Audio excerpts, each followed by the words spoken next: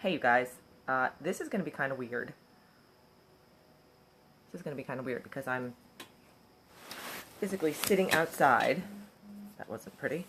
Um, Sitting outside. I'm going to put this down for just a second. You're going to be looking at the sky. Facebook people, you're looking at the sky because I want this to be higher. I didn't realize that. Oh, that's better. Okay. Hi. Hi, everyone. It's kind of... Can you see me? I don't even know if you can see me. I feel like I probably need to move. Oh, there's the sun. Okay. And there it goes. And there it comes again. All right, it's going to be one of those sunshiny, crazy mornings. I'm also live in the Why Am I Yelling Facebook group, so if you are not on... I'm actually going to move. I think I might move to a different location where the sun might be a little bit better. Hi, Donna Snyder. Hi. Now I'm going to be sitting down here, though. We're technical difficulties this morning, you guys. I didn't test this out before I got on. So I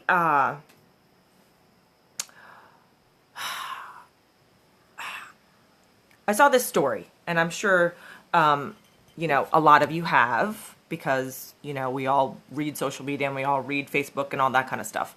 And so, the whole Alicia Keys story I saw the other day after the VMAs. I didn't watch the VMAs. I'm going to be honest. So I didn't know about it until, celebrity gossip happened the next day.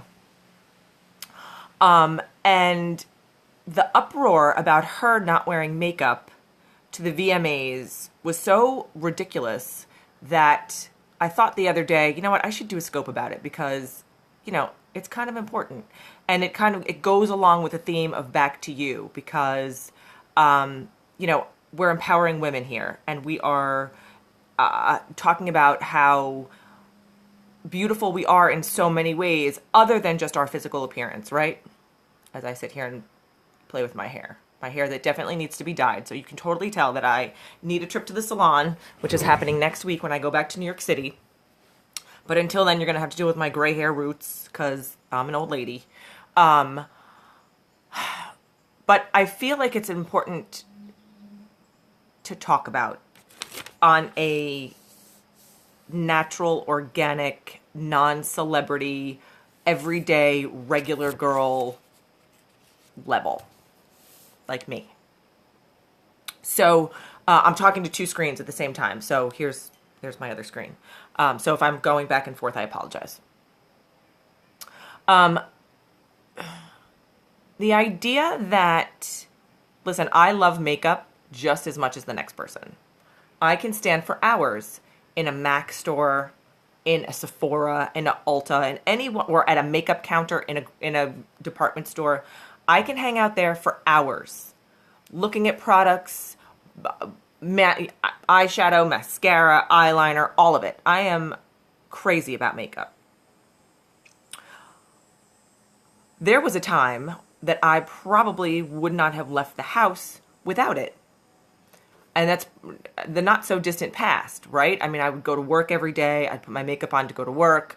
I remember 8 years ago when I was having LASIK surgery on my eyes. It's 8.5 years now, but Wyatt was 2 years old, and it was time for me to get my eyes done. They were too bad, and I had too much going on. I couldn't wear my contacts anymore, and my eyesight was so bad, my peripheral vision out the side of my glasses would make me dizzy, so it was like this was the next thing that I had to do. And I remember that I could not wear makeup for 10 days after the surgery. Couldn't rub my eyes, couldn't do any of that stuff. If any of you guys have had it, you know what I'm talking about. And I was I was like, are you kidding me? I'm not going to be able to put my makeup on? I have to go to work like this? What? And then my husband was like, what are you talking about? Just go to, stop. Stop being crazy. And I think that's when I had, my shift. I didn't stop wearing makeup, but I didn't feel like I needed it every single time I walked out of the house. And I didn't feel like I needed it if I was going to the beach, let's just say, or whatever, right? I didn't need it because here's the deal. The people who know me and love me in real life know me like this. They know me that the way I wake up in the morning. They know me when I am all dressed up and fancy with a full face of makeup on, like I was for my friend Garrett's wedding the other day, and it looked amazing. They know me after I've just had a child and I am haggard and tired and sweaty and gross. They know me crying. They know me celebrating. The people that know you and love you for your true self, for your true you, are going to know you and love you for this, for your heart, for your soul, for your compassion and your kindness, for the kind of person that you are, not the way that you look. Not this. Not the way that you look. They're going to love you for this. And so when I saw the article and I saw that so many people were like, how could she not wear makeup? And how could she do this? And how could she... Who gives a shit what she decided to do? 2 thumbs up to you, Alicia Keys, for actually doing it and for standing in front of, I don't even know, 100 million people watch the VMAs? I don't even know. Standing in front of millions and millions of people and declaring the fact that you, because the only person that really needs to be comfortable with this whole thing is you. Because who cares about what anybody else says? You stood up and you didn't even make a stand. Like, it wasn't like you were making a statement. You put on a pretty dress, you grabbed your husband for your date, and you went to the VMAs. And you sang, and you celebrated, and the friends that you had there probably weren't staring at your face saying, where's your makeup, Alicia? They were probably like, wow, you sounded awesome, Chica, and what a great job, and you look so beautiful tonight, right? That's, I'm pretty sure, what people were saying to her. Unless some asshole actually did say to her, where's your makeup? Then guess what? You don't need to be friends with them. I remember the first time I put makeup on my face. Other than, being a little kid and like with the lipstick and mommy's makeup thing. I was in the 7th grade. I wasn't allowed to wear makeup. I had gone from private Catholic school to full-on public school, getting to wear whatever you want. And it was like a huge adjustment for me. Different state, we had moved. It was a whole thing. And I became friends with this girl, Nikki. And she was awesome. We were great friends for a long time when we were kids. And she wore makeup. She was allowed to wear makeup. So it was our 7th grade class picture day. And she and I were in the bathroom. And I was borrowing her eyeliner. You put the blue eyeliner under the eye. This was 1984. I'm now dating myself. And the pictures came back. And my mother and my father looked at the pictures, and my mom was like, that's not the face that walked out of the house that morning. Where'd you get the makeup? Like, you put makeup on? And I was like, yeah, I put makeup on. All the girls in school wear makeup, so I'm going to wear makeup. And we need to go to the store, and we need to get me some makeup. So I remember my parents being hesitant about that. But I also remember them, it was the first year we had moved to Florida after we lived in New York for so long. And I was having a hard time adjusting, to say the least. And I think they were, trying to find ways to make me feel more comfortable living there and acclimating to this new life that they, had carved out for us. So we went to the Clinique counter and we got like the starter set of makeup. We got the foundation and the powder and the blush and, light colors because I was a 13-year-old girl and we weren't going to do anything, crazy, and there wasn't going to be a whole lot of eyeliner. And so I started wearing makeup at 13. And I've loved it ever since. Like I said, I could stand on a makeup counter for hours, playing with stuff, putting it on.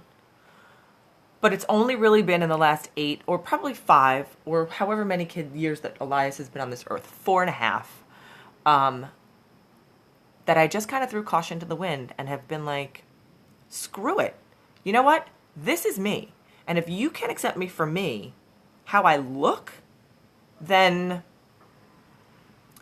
you need to get your priorities in order, or the things that you hold valuable about other people. I'm talking about this because so many people hide behind their makeup. It could be because you don't have the best skin. And I haven't always had the best skin. So, look, I have marks from chickenpox. I have a scar on my lip right here. It's right here. I remember I got that one Christmas Day. It was Christmas Day. We got a new basketball court, a new basketball net. We were playing basketball, and my tooth went through my lip, and I held it together like this all day because I was afraid that I was going to have to get stitches, and I didn't want to get stitches. So I probably needed them. Like, I had this scar down here. I have wrinkles across my forehead. I'm getting some wrinkles over here under my eyeballs. But it doesn't matter, you guys. It doesn't change the person I am inside. This does not change this, right?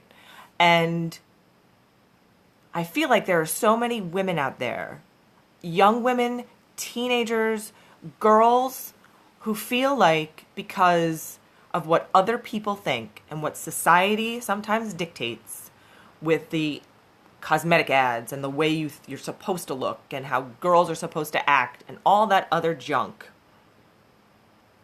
we kind of get sucked in. We get sucked into the makeup. Hello, Dagmara from London. I can't wait for you to get back. I want you to have a full-on London accent because you're so good at those accents. Kiss those boys. I love you guys. I miss you. I can't wait to get back to the city. Now I'm talking to my girlfriend, Dag, who will also tell you that she's a makeup lover because she is, and she's also one of the most beautiful people I've ever met in my life, like inside and out. But she'll tell you, we've all walked around without makeup on in front of each other, and it's not always easy. And, you know, she actually works in an industry where, you know, she's in the entertainment industry, much like Alicia Keys. And she knows full on how hard it is to be judged for how you look. And I'm so glad you're on here. I'm so glad.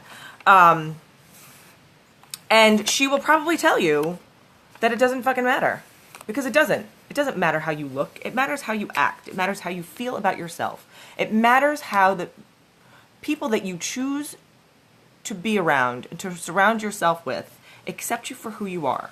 Good, bad, ugly, indifferent, black, white, red, yellow, blue, gay, straight, bi, whatever it is.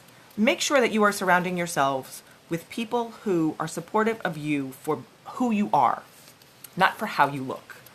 And I'm sitting here without makeup on with my gray roots exposed because I know the people who love me are going to love me regardless of this. And I'm confident enough in myself to know that it doesn't matter. It doesn't matter how I look. I especially loved today when I read that Alicia Keys' husband came to her defense, although she probably didn't need it because she's a badass.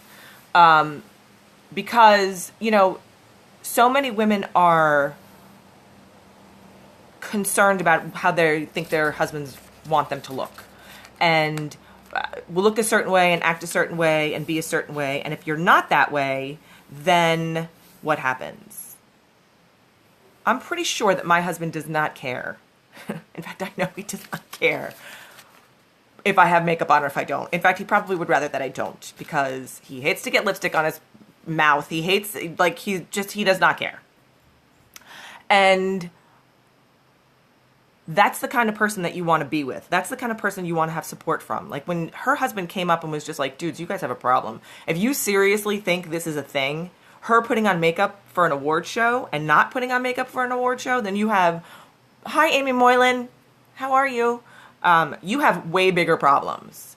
And so this is for all the girls out there who are struggling with body image, self-esteem, all the stuff that comes with adolescence and growing up. And even as adults, we go through it because, you know, we are making new friends or we have new jobs or we are wanting to impress people and, you know, put upon them that, you know, we might be hiding behind a mask, right?